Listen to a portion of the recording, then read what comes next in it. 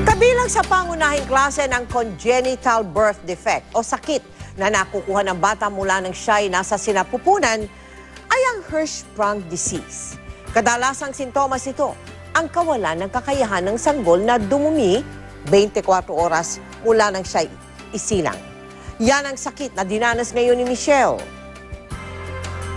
Ayoko na pang maulit na mawalan uli ng anak. Yan ang hinagpis ni Fatima nang amin siyang makapanayam.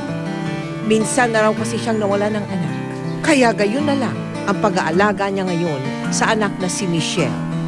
Bagamat hindi halatang may iniinda, labis pa rin ang pag-aalala ng ina. Hindi siya nakakadumit. Pag hindi lalagyan ng suppository every 3 days, hindi po siya makakadumi.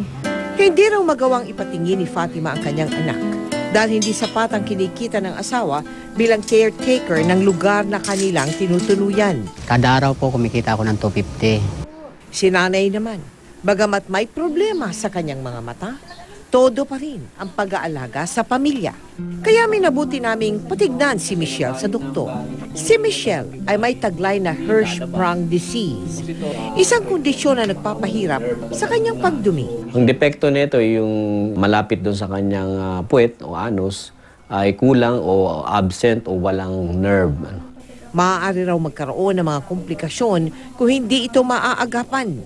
Magagasgas po yung kanyang bituka, yung large intestine, dahil sa malalaki o bulky na matitigas na dumi. Pag malinis na, then siguro yun na ang kailangan i-biopsy na namin o kaya ay good candidate na for operation.